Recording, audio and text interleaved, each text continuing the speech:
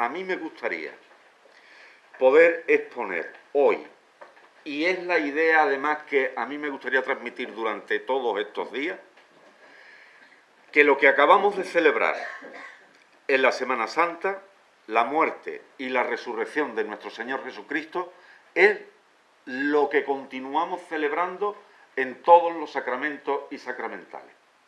Eso es lo que... Así que si alguno tiene ya la idea, si queréis, puede irse tranquilo porque es la idea fundamental que vamos a ir trasladando durante estos días.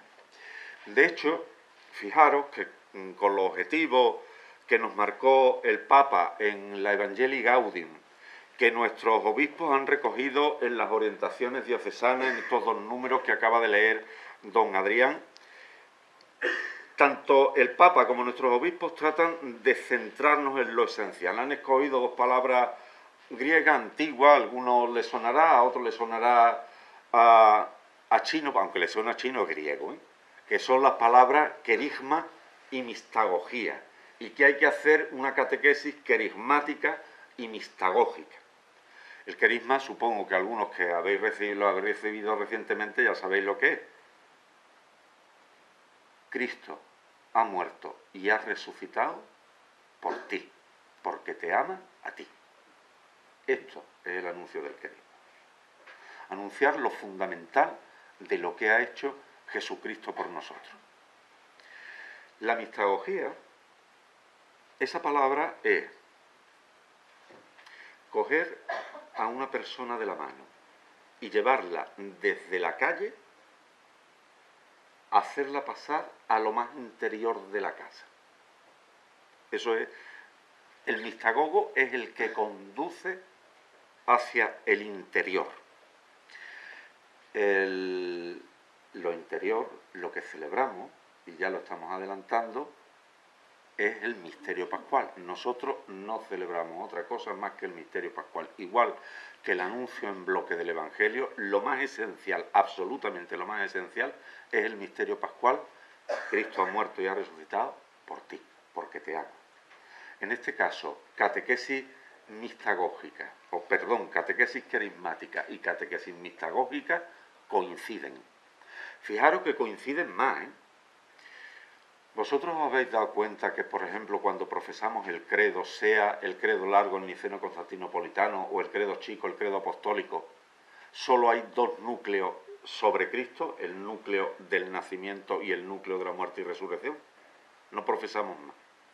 Si vemos las celebraciones, si contemplamos el año litúrgico, los dos núcleos fundamentales del año litúrgico son en torno al nacimiento, la Navidad, su preparación con el Adviento, y la muerte y la resurrección, su prolongación en Pascua, que acabamos de empezar ayer, y su preparación de Cuaresma. Son los dos núcleos fundamentales. Coincide la profesión de fe, lo que creemos y lo que celebramos. Antes de continuar, a mí me gustaría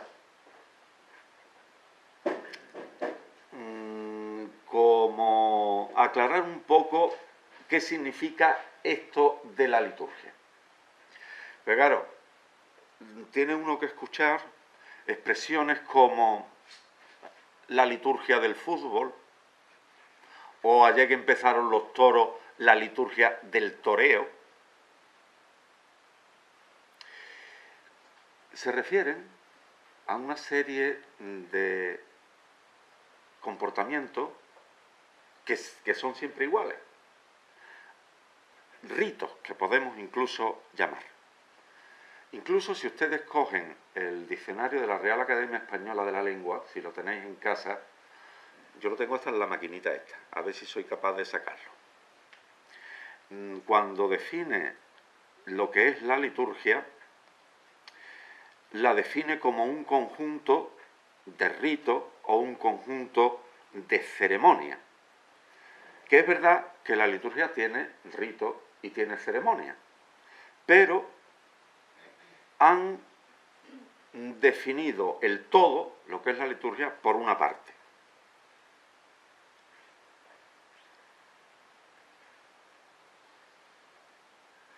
El diccionario lo define: orden y forma con que se llevan a cabo las ceremonias de culto en las distintas religiones, y la segunda acepción, ritual de ceremonia o acto solemne no religioso.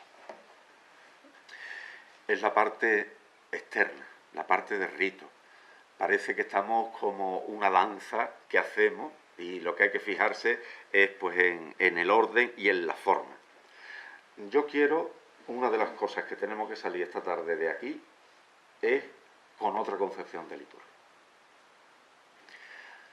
Con otra concepción de liturgia que luego, si tenéis el diccionario de la Real Academia en vuestra casa, yo con el mío lo he hecho, con esto no lo puedo hacer porque como se conecta por internet, se coge y se arranca con mucho cuidado la página donde está la palabra liturgia. Se hace un avioncito y se tira por la ventana. Pío XII, el 20 de noviembre de 1947, que ya llovió, no sé si hay alguien aquí que hubiera nacido en esa fecha, me parece que todos somos después de aquello, escribió una carta encíclica que se llamaba Mediator Dei et Hominum y condenaba las concepciones de liturgia que solo se fijan en lo externo. No tienen pues idea exacta de la liturgia aquellos que se quedan en lo puramente exterior, decía Pío XII, en la Mediator Dei et Hominum número 38. Luego lo que dice el diccionario de la Real Academia Española de la Lengua, pues deberíamos actualizarlo, por eso digo lo del avioncito y tirarlo por él, y tirarlo por la ventana. Entonces, ¿qué es la liturgia? Voy a dar una definición de memoria que es escolástica, pero luego la vamos a ver aquí, en ese texto que os he dado, que es un texto del Concilio Vaticano II, de la Constitución Sacrosanctum Concilium, que es la Constitución sobre liturgia, en los números 5 y 6. Y lo que voy a tratar de mostrar es eso que hemos dicho, que lo que acabamos de celebrar, el misterio pascual de Cristo, es el contenido de todas las celebraciones litúrgicas. Lo he dejado esto abierto aquí porque ha leído don Adrián una cosa que es también la síntesis de lo que vamos a exponer. Ayudar a entender el significado de los gestos y símbolos propios de la liturgia, exponiendo la continuidad entre los acontecimientos de la historia de la salvación y los signos sacramentales de la Iglesia. Continuidad entre los acontecimientos de la historia de la salvación y los signos sacramentales de la Iglesia. Este es el resumen de lo que vamos a exponer. Una definición escolástica, muy escolástica de liturgia, pero que es importante que la tengamos presente. La liturgia es el conjunto de signos sensibles, de cosas sagradas, espirituales, invisibles, instituidos por Cristo o por la Iglesia, eficaces cada uno a su modo de aquello que significan y por los cuales Dios, el Padre, por medio de Cristo, en la presencia del Espíritu Santo, santifica a la Iglesia y la Iglesia en el Espíritu Santo, uniéndose a Cristo, su cabeza y sacerdote, rinde como cuerpo culto al Padre. Todo lo he dicho bastante rápido, es imposible que nadie se quede con todo, pero hay unos elementos que son muy importantes. Uno, es el conjunto de signos sensibles. Es decir, la liturgia tiene, que además eso es lo que se nos pide, tanto a la hermana que viene a las 6 de la tarde como a mí, que tratemos de explicar. Pues para tratar de explicar eso, vamos a lo general. Este conjunto de signos sensibles lo están porque Dios tiene que comunicarse con el hombre y solo puede hacerlo a través de signos que nosotros percibamos por los sentidos. Porque si no, sería, ¿habéis jugado alguna vez?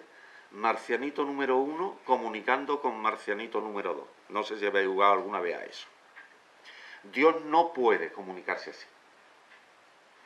Dios, desde que empezó a comunicarse con el hombre, en la historia de la revelación, cuando se ha ido dando a conocer y cuando ha ido salvando, siempre ha inspirado para tener signos donde el hombre diga, en esto me estoy comunicando con Dios. Máxime en el no va más de la salvación y en el no va más de ese darse a conocer, que se hace hombre, es decir, se hace uno igual a nosotros, para comunicarse con nosotros. Pues la liturgia está hecha de estos signos sensibles para que Dios se comunique ahora mismo con nosotros, signos que se perciben por los sentidos.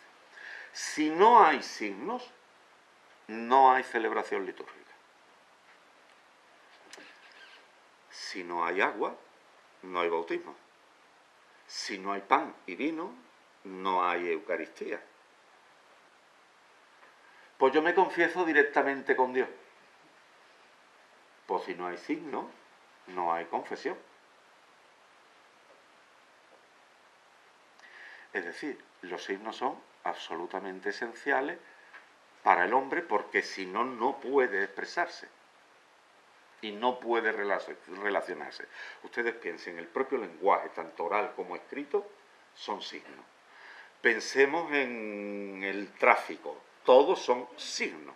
El verde de un semáforo, que pasemos, el rojo, que nos paremos. Son signos, porque si no sería imposible que podamos comunicarnos. Signos sensibles, no cualquiera, no de cualquier cosa, sino de realidades sagradas, espirituales, invisibles. Particularmente las realidades sagradas y espirituales son muy difíciles de comunicarse. Os pongo dos ejemplos para entenderlo. Si nosotros quitamos los signos, ¿cómo se muestra el amor? Digo, qué poco cariñoso eres. La queja continua de las esposas respecto de su esposo. ¿Por qué le dice eso? ¿Porque el hombre no la quiere? ¿Ella cómo sabe que no lo quiere? No, es que el hombre no pone signos, no pone el beso, no pone un regalo, no pone una flor, no pone una caricia. La caricia, la flor, el beso, el regalo son signos que manifiestan el amor que se tiene, porque no hay otra manera de manifestar ese amor. No hay otra manera. Igual, por ejemplo, su contrario, el odio. Te odio. Mientras no me dé patadas en las espinillas, ódiame todo lo que quieras. Ahora, si ya me pega, entonces estás poniendo los signos que realizan el odio que tú me tienes. Pues con las realidades divinas pasa igual. Si no ponemos los signos, no tenemos la realidad divina expresada. Pensad un momento cómo podríamos tener presente el cuerpo de Cristo si no tuviéramos el pan, que es el signo del cuerpo de Cristo. Estos signos hemos dicho que tienen otra característica, que han sido instituidos por Cristo o por la Iglesia.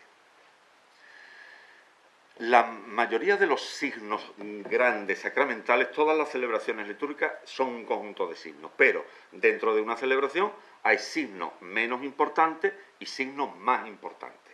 Un signo poco importante o menos importante, una vela que está sobre el altar o alrededor de él iluminando. Un signo muy importante, el pan y el vino de la Eucaristía.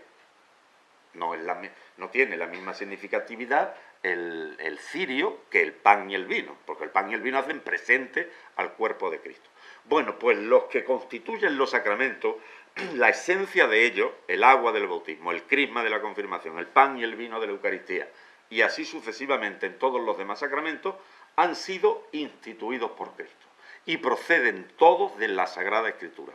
De su uso, fijaros que generalmente el uso de ciertos elementos es común a todas las culturas y a todas las religiones. En todas se usa el agua, en todas, absolutamente todas las religiones.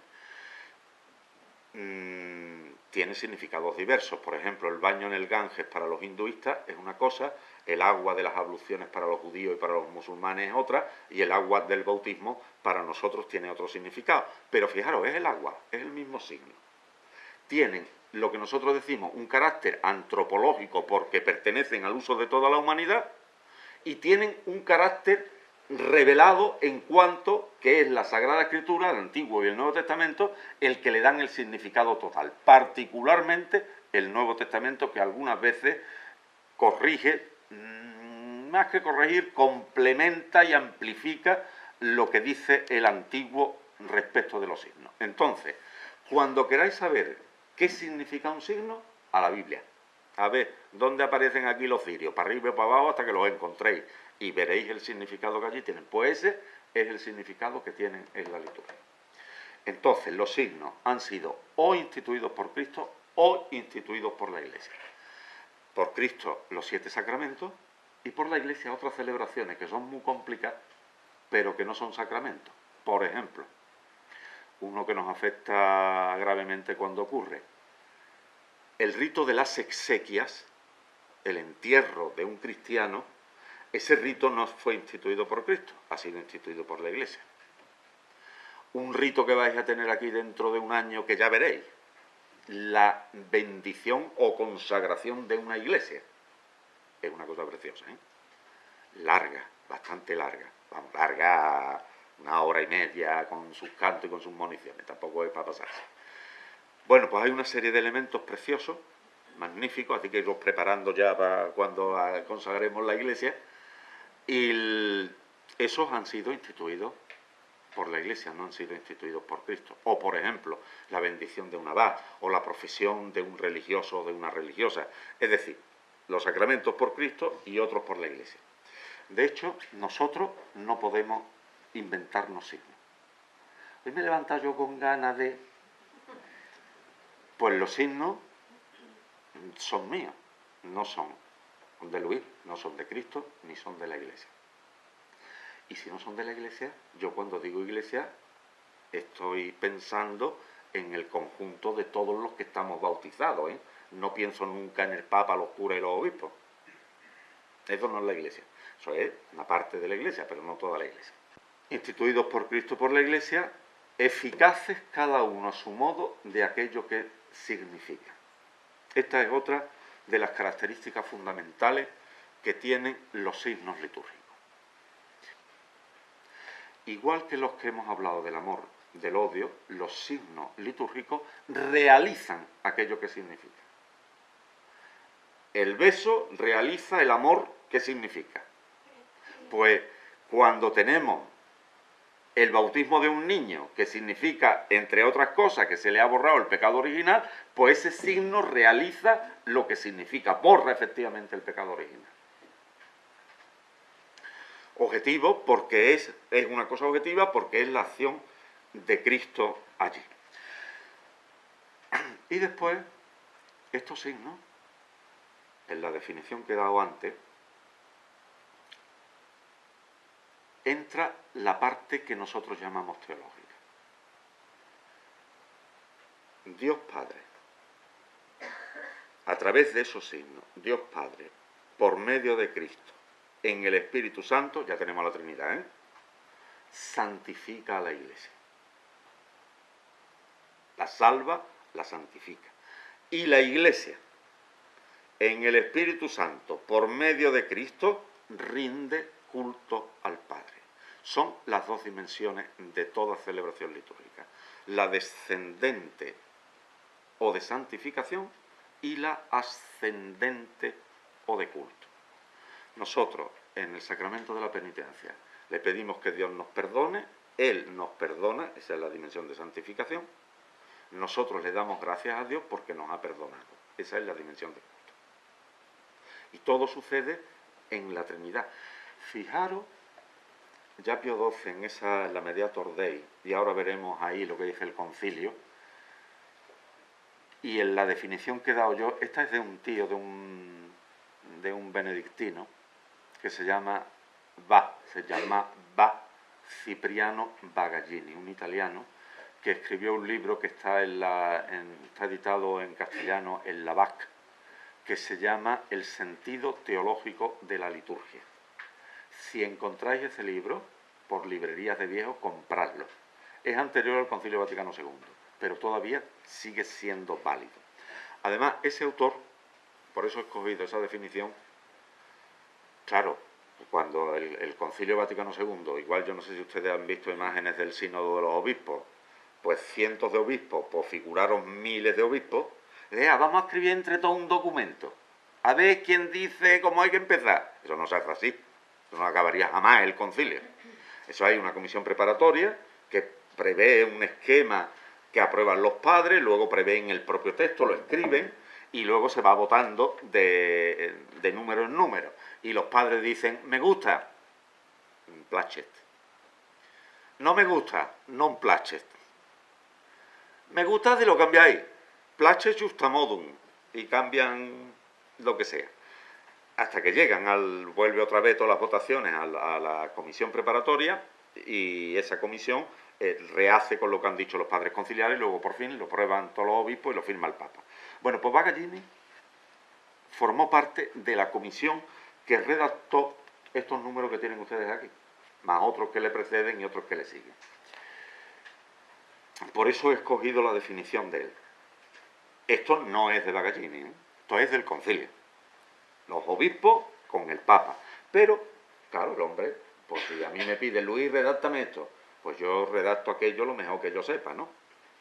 Aunque luego ellos me tachen, pongan, cambien, quiten, pero yo dejo allí mi impronta. Pues bueno, el padre Bagallini también lo hizo aquí. Aunque ya hemos dado una definición de liturgia, nosotros a estos textos, a estos dos números de la Sacrosanctum Concilio, le vamos a hacer una pregunta. Señores obispos, con el Papa a la cabeza, ¿qué piensan ustedes que es la liturgia? Y los obispos y el Papa dijeron esto.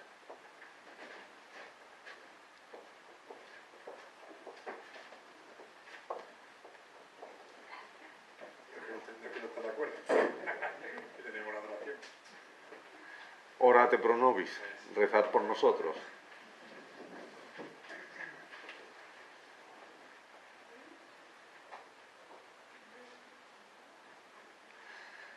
Número 5. Dios, que quiere que todos los hombres se salven y lleguen al conocimiento de la verdad, habiendo hablado antiguamente en muchas ocasiones de diferentes maneras a nuestros padres por medio de los profetas, cuando llegó la plenitud de los tiempos, envió a su Hijo, el Verbo hecho carne, ungido por el Espíritu Santo, para evangelizar a los pobres y curar a los contritos de corazón, como médico corporal y espiritual, mediador entre Dios y los hombres. Voy a hacerla, no lo voy a leer completo, vamos a ir haciendo la lectura comentada. Fijaros, una de las cosas de los textos de la Iglesia, del Papa en general y de los concilios, es que cogen una cita, por ejemplo, la primera, esas comillas que hay ahí, quiere que todos los hombres se salven y lleguen al conocimiento de la verdad, primera Timoteo. Y luego coge otra de Hebreos 1.1, habiendo hablado en muchas ocasiones, y con las dos citas hacen un solo renglón. Eso se llama centonizar, componer un texto por centonización, ¿vale? Una cita, otra cita, y con la misma hacen un párrafo. Bueno, pues de lo primero que nos habla es de que Dios quiere que todos los hombres se salven y lleguen al conocimiento de la verdad. Que le podemos dar la vuelta. Para entendernos mejor y metodológicamente me viene mejor que le demos la vuelta. Dios quiere que todos los hombres lleguen al conocimiento de la verdad y se salven. El concilio hace aquí alusión a una cosa que ya he mentado, que yo supongo que todos ustedes saben lo que es la historia de la revelación y la historia de la salvación. Por si alguien no lo sepa, lo recuerdo de pronto. La historia de la revelación es la historia de cómo Dios se ha ido dando a conocer al hombre. Se ha ido manifestando, revelándose. Tiene su culmen en Cristo, que es donde Dios más se ha dicho lo que tenía que decir sobre sí mismo a los hombres. Después de Cristo, además, ya se cerró la revelación. Después de Cristo no hay más revelación. Si hubiera alguna privada, a mí se me aparece esta noche la Virgen y me dice algo, eso es exclusivamente para mí.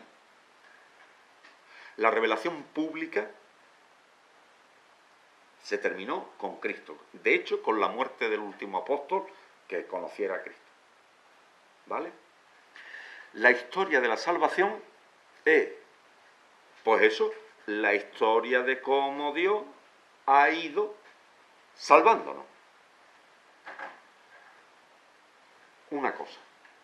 Nosotros dividimos historia de la revelación e historia de la salvación para entendernos. Muchas gracias.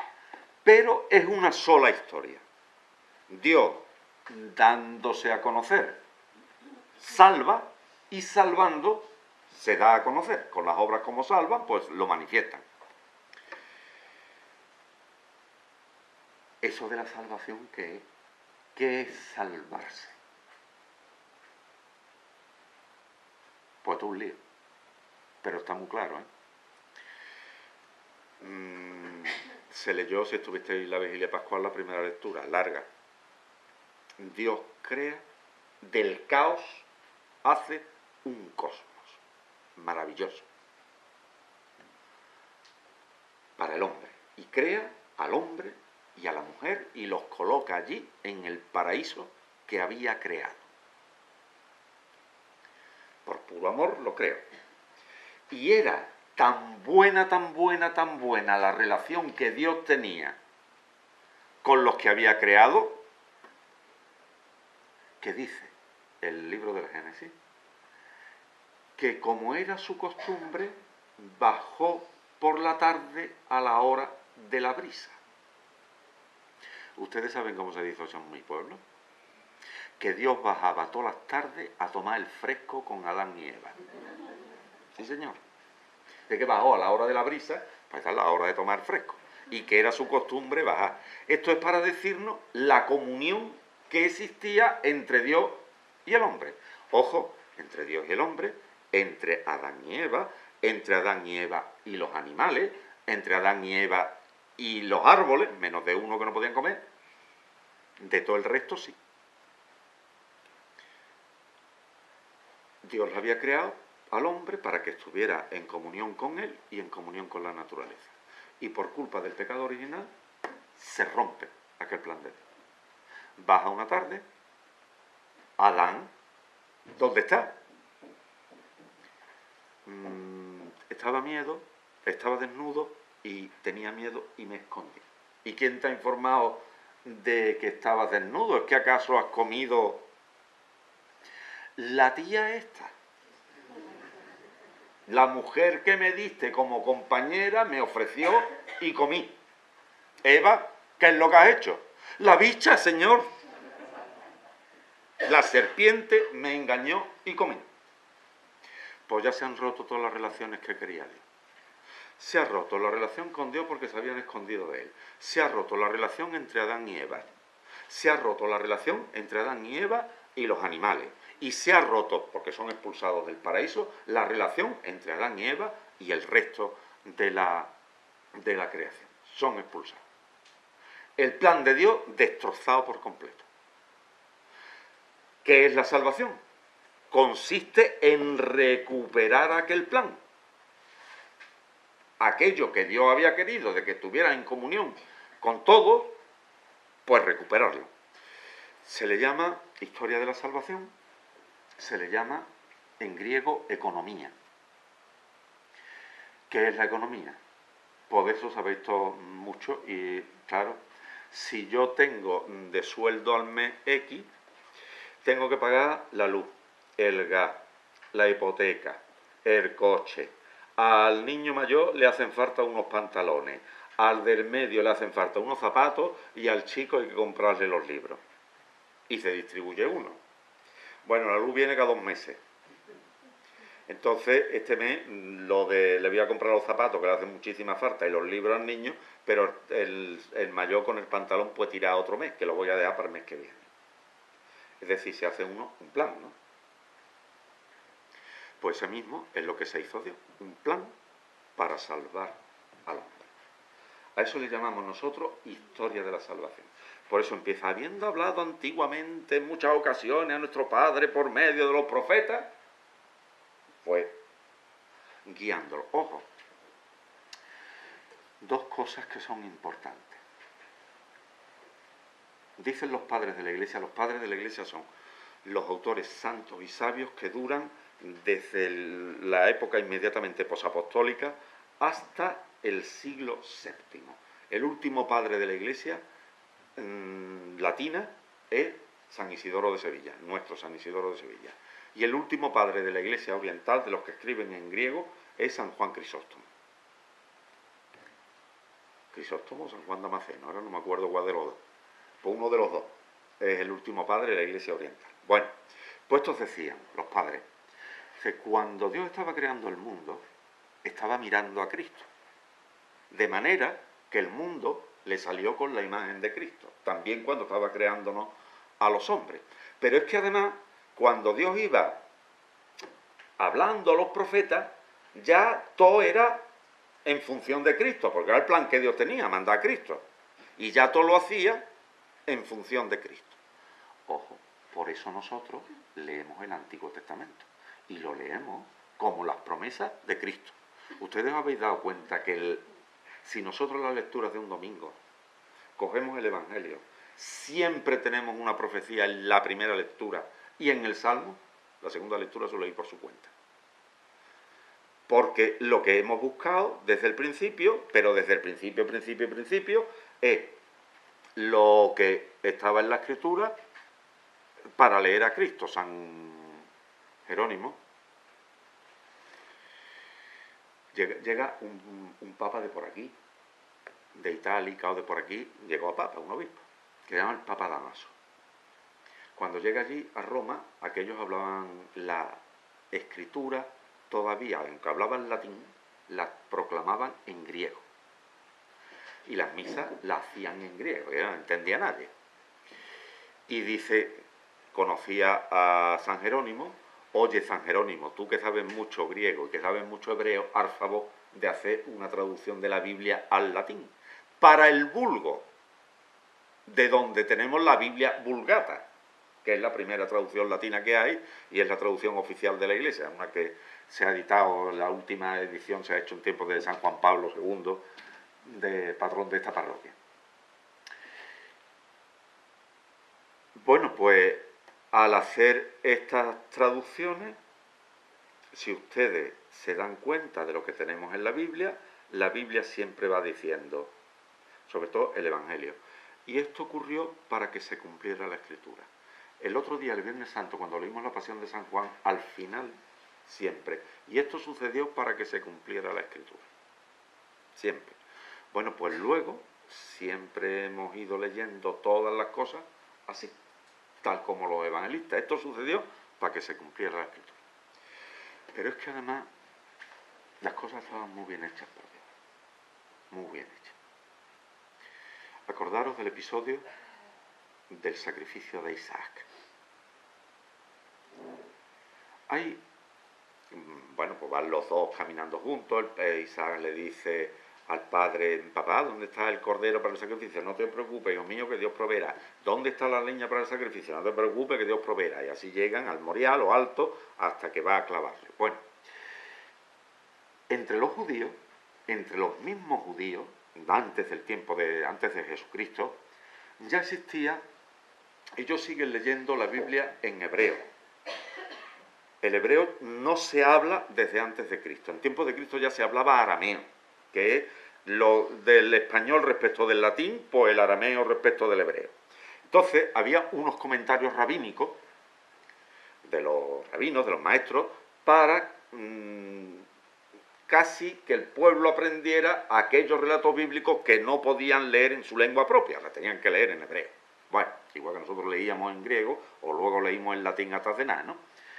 Pues en el comentario del Neófiti de ese texto, del relato del sacrificio de Isaac, Isaac le dice al padre, eso no está en la Biblia, está en el comentario, Padre mío, átame fuerte para que yo no me desate y no se invalide tu sacrificio.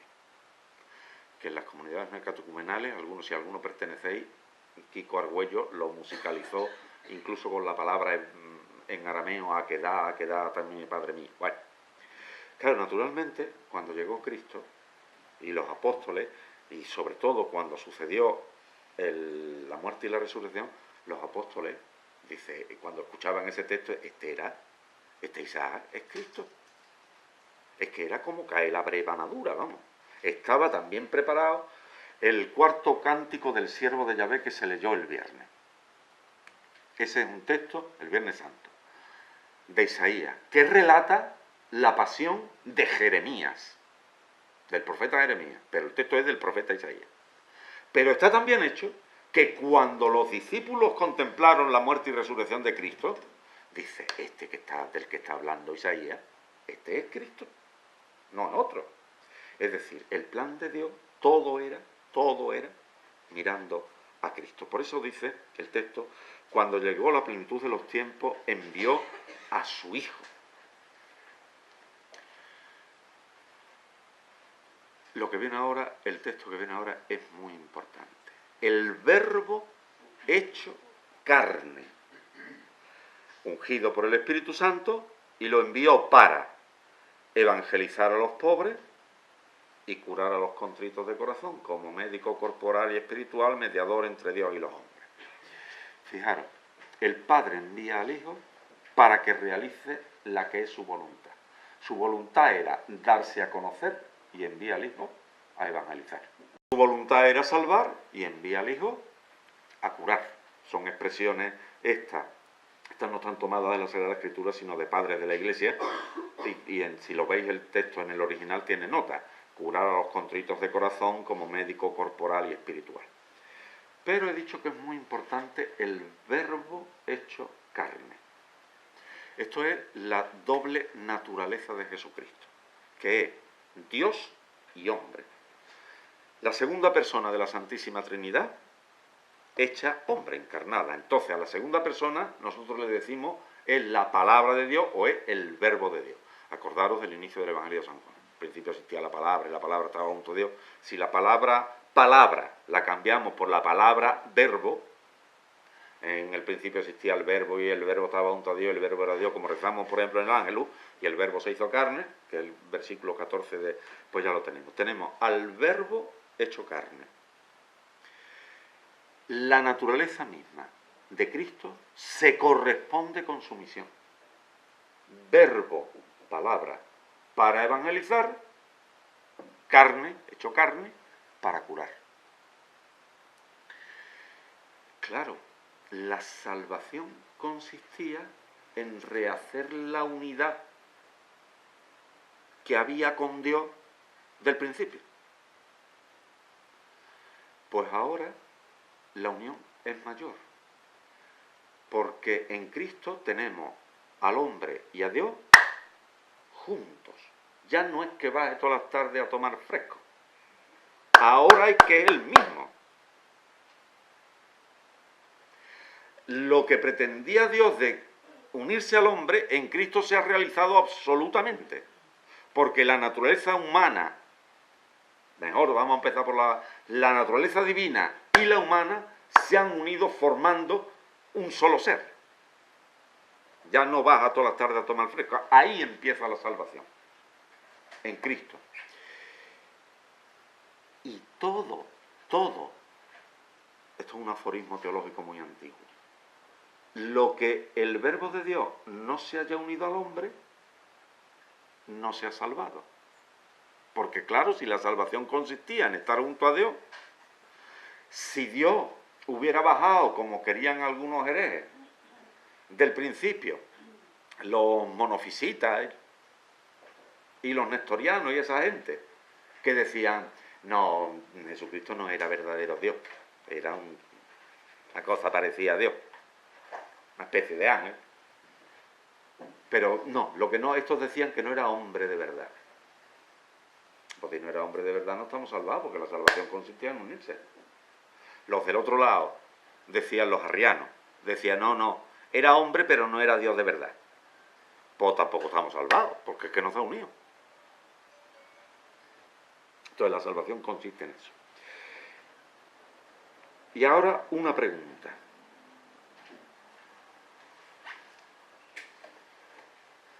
Una pregunta para entender lo que viene, que es muy importante. Dios no es visible, no se puede ver, no se puede oír. Dios no habla, no se puede tocar. ¿Cómo se pone en contacto con los hombres? Pero usted ve al Espíritu Santo. A través de su palabra. La palabra, una palabra que se oye por ahí. No, de su palabra hablo del Evangelio. Pero para decir el Evangelio tuvo que usar un instrumento. Porque claro, ¿cómo habla? ¿En la creación?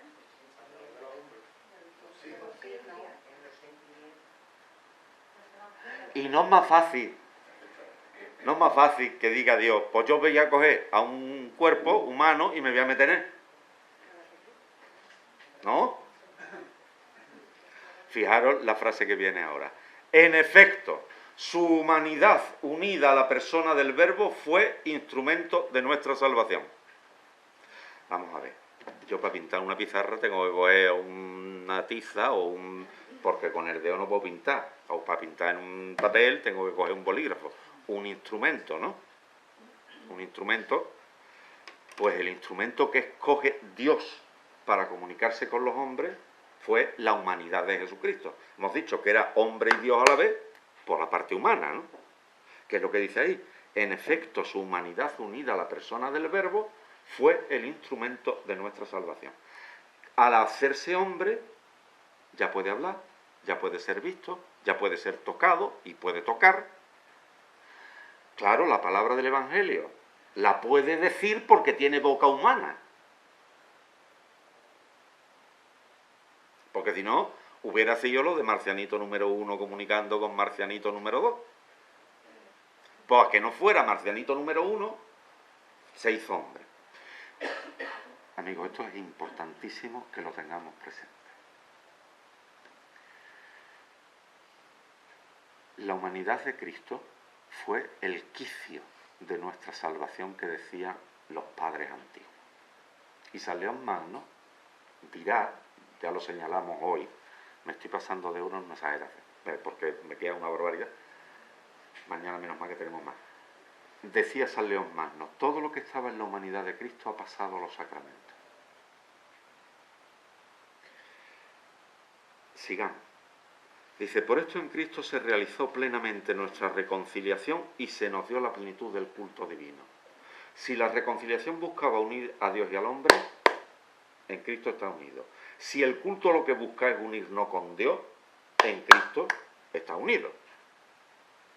Por eso en Él está plenamente. Bueno, esta obra de la redención humana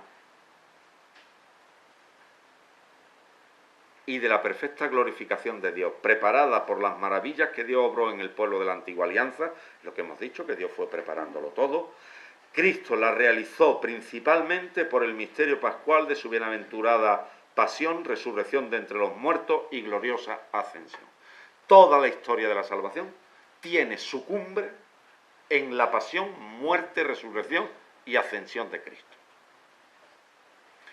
Porque una vez que Cristo se ha unido con la naturaleza humana, la ha salvado, de acuerdo. Pero hay una cosa que tenía que asumir para podernos salvar de ella, que es lo peor que nos puede pasar a nosotros, que es morirnos. Cristo nos tenía que redimir de la muerte, porque además es la consecuencia última del pecado. Y si no nos redime de la muerte, ¿de qué me ha redimido? Si yo no resucito y me voy a morir, pues entonces ¿de qué me ha salvado? Por eso también tenía que morir. Tenía que pasar por la muerte.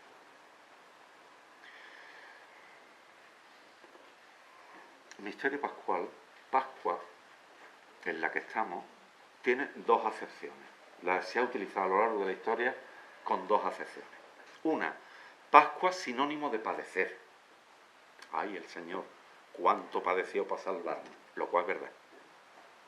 Y se nos saltan las lágrimas el Viernes Santo con los improperios. Por lo mío, ¿qué te he hecho? ¿En qué te he ofendido? Yo por ti te salvé de Egipto y tú me crucificas. Y además, pues todo lo que sabemos que padeció nuestro Señor. La Pascua como pasión. Incluso en el lenguaje, en castellano, te voy a hacer la Pascua. Significa, te voy a hacer padecer. Ha quedado ese sinónimo. Pero está el otro significado que es el más antiguo. La Pascua como paso, como tránsito. La Pascua primera fue el paso del ángel exterminador de Dios matando a los primogénitos de Egipto y pasando de largo por las casas donde había primogénitos de los judíos. Acordaros, la última de las plagas de Egipto, matad un cordero, rociad con sangre las gambas de vuestras puertas, de tal manera que el ángel exterminador dice, aquí vive un judío, aquí no entro. Uy, aquí vive un egipcio enemigo de Dios y del pueblo mío, aquí voy a matar a los primogénitos de los hombres y de los animales.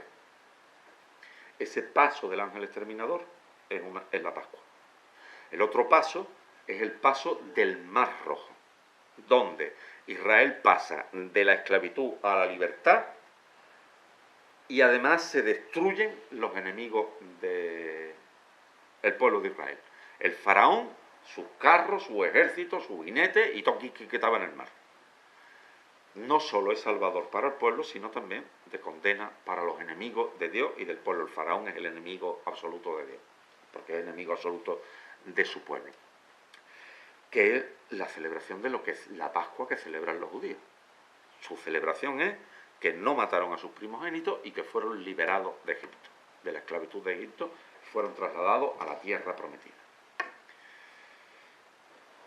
Fijaros el texto que nosotros hemos escogido de Juan que hemos mentado antes. En el principio existía la palabra. La palabra estaba junto a Dios. La palabra era Dios. Versículo 14 del capítulo 1 del Evangelio de San Juan. Y la palabra se hizo carne y acampó entre nosotros. Y empieza el Evangelio de San Juan. Recordad, el Evangelio de San Juan no trae los episodios del nacimiento y de la infancia de Cristo. Trae eso, que es el prólogo, le llamamos el prólogo poético, y la primera vez que aparece Cristo está Juan el Bautista con sus discípulos, ve pasar a Jesús y dice, ese es el Cordero de Dios que quita el pecado del mundo. Lo dice por 2 veces en el mismo texto. Capítulo 13 del Evangelio de San Juan. Sabiendo Jesús que había de pasar de este mundo al Padre, habiendo amado a los suyos que estaban en el mundo, los amó hasta el extremo, y mientras cenaba con los discípulos, se levantó, se quitó el manto, se ciñó la toalla y se puso a lavarle los pies a los discípulos. Empieza el relato de la pasión. Es decir, al principio ha pasado Jesús del Padre a este mundo, ha ido salvando y ahora, al final, pasa de este mundo otra vez al Padre. El paso salvador de Cristo. Ese paso tiene el paso mayor, que es la muerte y la resurrección. Vamos a ver, para cualquiera de nosotros, los momentos más importantes de nuestra vida, el nacimiento, el paso de la niñez a la adultez, el matrimonio y morirnos. Pocos más hay algunos más, tener hijos, pero los más importantes, nacer y morirnos, ¿no? Pues para Cristo exactamente igual. Y todavía casi más la muerte que el nacimiento. En el caso de Cristo, igual. El Evangelio de San Juan está estructurado en torno a 4 Pascuas. Jesús va a Jerusalén para celebrar la Pascua de los judíos 1 vez, 2 veces, 3 veces, la cuarta, la suya. El cordero aquel que había dicho Juan Bautista, el Cordero de Dios que quita el pecado del mundo, en Israel hay 2 corderos. Uno, el que sacrifican el día del Yom Kippur. Ese es un bicho que cogen, por la imposición de manos, le transfieren los pecados y el sacerdote lo saca fuera de la ciudad cargando con los pecados, se los lleve por ahí al desierto y se muera. El otro cordero es el que sacrifican en el templo. Pues bien, según el Evangelio de San Juan, al mismo tiempo que se estaba sacrificando el cordero en el templo, había salido Jesús de la ciudad, lo habían sacado, cargando con la cruz al Gólgota, donde lo crucificaron. Para decirnos, este es el verdadero cordero, no el cordero que está muriendo en el templo. El verdadero es Cristo, que es lo que había dicho Juan el Bautista al inicio del Evangelio. Es decir, Él es nuestra Pascua, Él nos ha salvado. ¿Sois curiosos? Ustedes saben, vamos a ver. De manera que, claro, Jesús es Dios y hombre a la vez. La parte divina, la naturaleza divina, no puede morir. La naturaleza humana sí, que fue la que crucificaron y sepultaron. La pregunta, ¿qué estaba haciendo la parte divina mientras crucificaron y el cuerpo de Jesús estaba en el sepulcro? Esto es algo como que hizo San José con la carpintería. Algo más o menos así. Pero estáis hartos de rezarlo porque lo sabéis todo. En el credo chico lo decimos. ¿Y bajó? ¿A qué? Fue allí. A salvar a Adán y a todos los descendientes justos del Antiguo Testamento. Los padres de la Iglesia, los más antiguos y algunos evangelios apócrifos, lo cuentan como un cuentecito. Claro, dice, como Satanás es el príncipe de este mundo, todos los que nacen en este mundo se los lleva el país. Los va metiendo allí en el Sheol.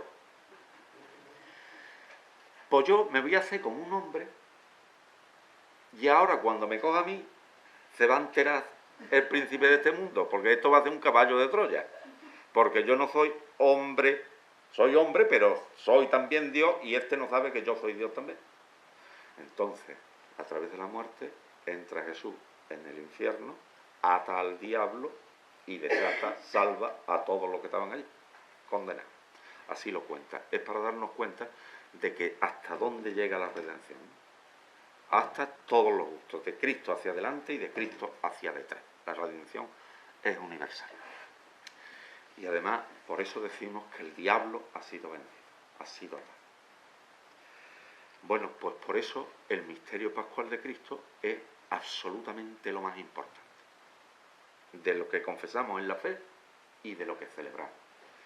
Miren ustedes, no celebramos otra cosa más que el misterio pascual. Todos y cada uno de los sacramentos, a ver si mañana y el jueves y el viernes nos da tiempo, vamos a ir poniendo de relieve que efectivamente lo que celebramos es este misterio pascual. Hombre, estos días está más claro que el agua, ¿no? Jueves, viernes, sábado santo y domingo de resurrección, misterio pascual a tope. Pero hoy lunes también, misterio pascual. Y el día de Navidad también.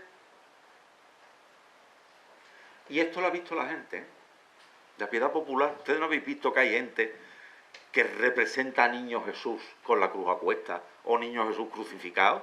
Eso no es que tengamos mala uva y nos gusta a nosotros más la Semana Santa que la Navidad. E incluso los villancicos. A veces soy capaz de cantarlo conmigo. No lo voy a cantar, lo voy a recitar porque como lo cante, adiós. Envidia tiene la fuente del color de su carita divina, que yo estoy viendo en la frente de mi Dios. Estamos contemplando al niño, pero ya sabemos que ese niño va a morir. Es decir, el misterio pascual es lo esencial y nosotros en el año litúrgico, en cada uno de los sacramentos, lo que vamos es viéndolo en diversas perspectivas.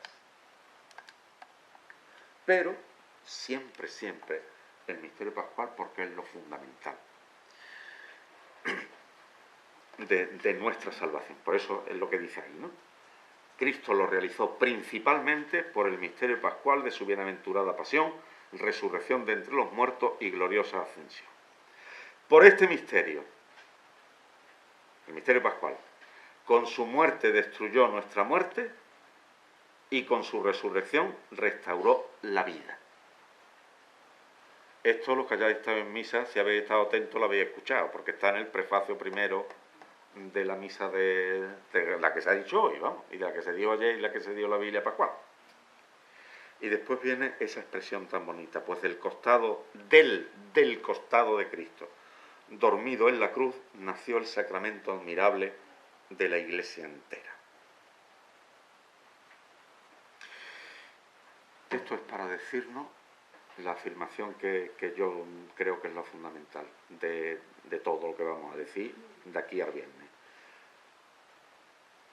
Para decirnos que todo lo que es la Iglesia, particularmente todo lo que son las celebraciones sacramentales, nacen del misterio pascual, nacen de la cruz. Aquí hay unas pocas de imágenes de los padres de la Iglesia todas juntas. La primera, acordaros del libro de la Génesis. Dios le presenta al hombre, a Adán, todos los animales.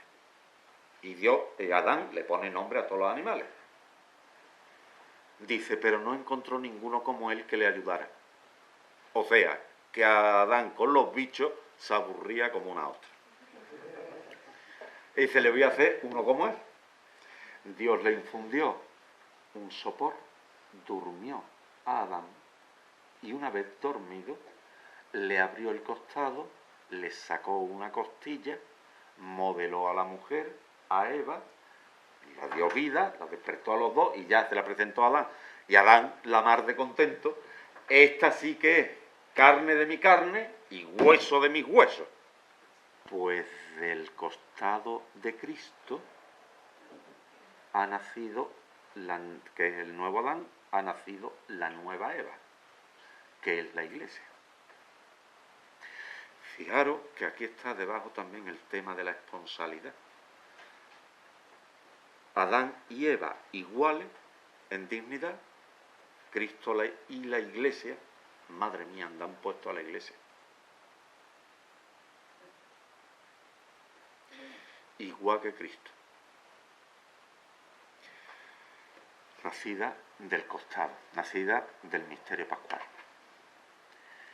Otra de las imágenes que está aquí, acordaros del Viernes Santo en la Pasión, casi al final ya. Dice, junto a la cruz de Jesús estaban su madre, la hermana de su madre María de Cleofás y María la Magdalena. Y junto a ella el discípulo que Jesús amaba, Juan el Bautista. Viéndolo Jesús les dice, mujer, ahí tienes a tu hijo, hijo, ahí tienes a tu madre. De Dios.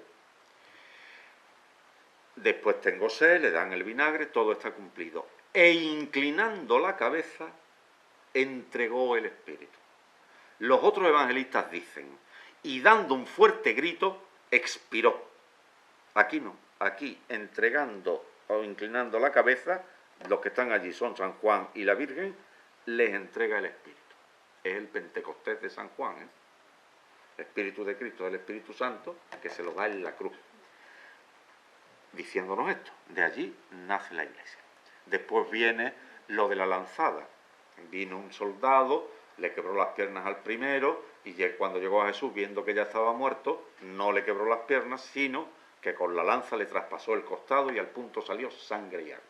Y dice San Juan, y el que lo vio da testimonio, y su testimonio es verdadero, y él sabe que dice la verdad para que también vosotros creáis, porque esto sucedió para que se cumpliera la Escritura, no le quebrarán un hueso. En otro lugar la Escritura dice, mirarán al que atravesaron. Juan, ¿qué te ha pasado yo? Porque has dejado el relato y ahora te has puesto aquí a decir todo esto, para señalarnos la importancia de ese momento, para enseñarnos la importancia. En el agua y la sangre que brotan del costado de Cristo, se ha visto, los padres de la Iglesia han visto siempre los sacramentos del bautismo en el agua y de la Eucaristía en la sangre, que es de lo que donde nace y cómo se alimenta la Iglesia. Esas son las imágenes que están ahí en ese número.